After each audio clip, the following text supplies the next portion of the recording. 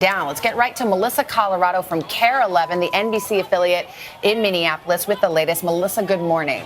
Good morning, Savannah. Ask anyone here in the Twin Cities. This is part of Minneapolis history. The famous nightclub has closed its doors after parts of the ceiling collapsed on fans last night. No word yet on the cause. I can tell you that Bloomington police, they are here. They are ready for any possible animal activists that might be here, any protesters that might be here showing up to Walter Palmer's dental clinic for his first day back to work after 6 weeks. Now, I want to show you something that was posted on the front door of the River Bluff Dental Clinic. And these are messages that someone taped to the door. If Walter Palmer walks in through that door, here's a sampling of some of the messages that he might read. Well, Brian and Diana, we've seen protests in the Twin Cities before, but last night's demonstration in downtown Minneapolis went from calm to confrontational very quickly. And now all the attention is focusing on a young boy who was caught in the middle of the mayhem. This is an area that was directly in the path of last night's storm. Again, these bleachers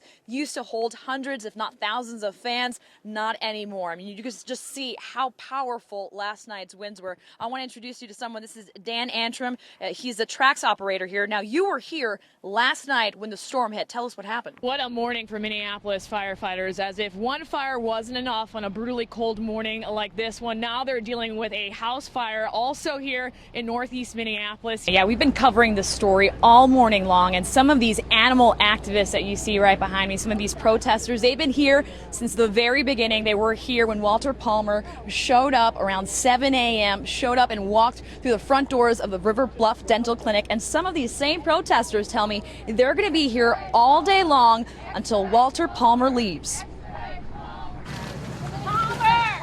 It's a scene you see when Hollywood celebrities walk into court. Cameras flashing, reporters yelling out questions. But this was a dental clinic in Bloomington this morning. And the man at the center of it all, Dr. Walter Palmer, the big game hunter who ignited a global media firestorm after it was revealed he killed Cecil the lion, a beloved creature in Zimbabwe. I was yelling coward. I was telling him to leave town. He certainly isn't somebody who I want in my community.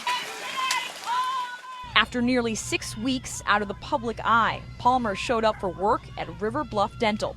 Animal activists had already left their mark on the front door. Someone taped about a dozen messages directed at Palmer.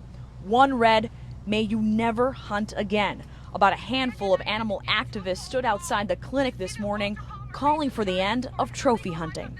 I'd like to see him lose his business. I really would. That may sound terrible, but maybe that would send a message out to people that this kind of hunting is not going to be accepted anymore. Palmer had at least one ally on hand today. Crazy people that are out here calling for his murder and extraditing and hanging and stuff is insane. Stephanie Michaelis, who says she lives right down the street from the clinic, says the attention on Walter Palmer needs to stop. We should be valuing human life, and this much attention just eggs this kind of mentality on, and I'm tired of it.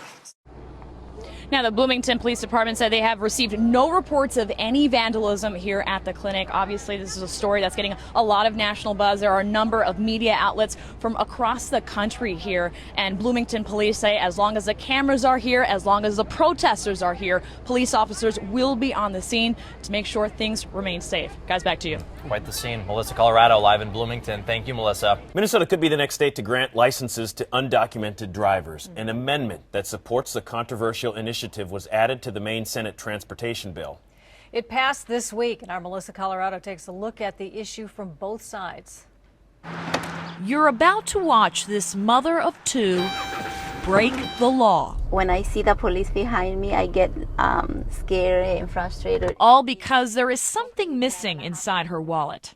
A driver's license. There is a huge need that happened in my life, so that's forced me to drive. Jovita Morales was born in Mexico. At age 15, she made the 2,000-mile trip to Minneapolis. Since then, she's been one of the 90,000 undocumented immigrants that call Minnesota home. And no event hit closer to home than when the I-35W bridge collapsed, because inside that trapped yellow bus were Jovita's two children, 8 and 10 years old. Our cameras caught the moment her husband raced to the scene. My dad and my son, just me and Jonathan, The kids suffered physical injuries that required periodic doctor visits. Someone had to drive them to and from school, to and from the clinic, that someone had to be her. Have you been stopped? Yes. Morales has been lucky. No jail time, no threats of deportation, just a warning from police that the next time she's caught driving without a license, she will be cuffed. If you are driving illegally without a license or insurance, you should be caught and you should be punished. Conservative group Minnesota Majority has another concern: voter fraud. We have motor voter. So when you apply for a driver's license in Minnesota, you are pretty much automatically enrolled to vote. The proposal in the Maine transportation bill addresses those concerns. It calls for the licenses to have "for driving purposes only" printed on the front. But critics argue if the bill is signed, it's an open invitation for undocumented immigrants to come to Minnesota. I just don't like the idea of creating a magnet and more incentive for unlawful activity. By now, you might have asked yourself, if Morales knows she's breaking the law, why would she do it on camera? We're gonna share our story, how we really be impacted. Otherwise, no one is gonna hear our voice. Supporters of the Driver's Licenses for All initiative will be marching in downtown St. Paul today. Meanwhile, the Senate transportation bill will be headed to conference committee later this month. For more details on today's march, log on to KARE11.com. Interesting to see that bridge collapse and how many people were affected by that, and also with this lady just protecting her family. Yeah. And Jovita told me, prior to 2007, she refused to get on the road. She knew she was breaking the law. But once that event occurred and once, her children needed to go to those doctor visits, needed to go to school. She's between a rock and a hard spot. Exactly. She said, I'm going to take it upon myself to do that. She's protecting her family. very well done, Melissa. Thank you. Into the spotlight. Our Melissa Colorado reached out to the local transgender community to find out what they think.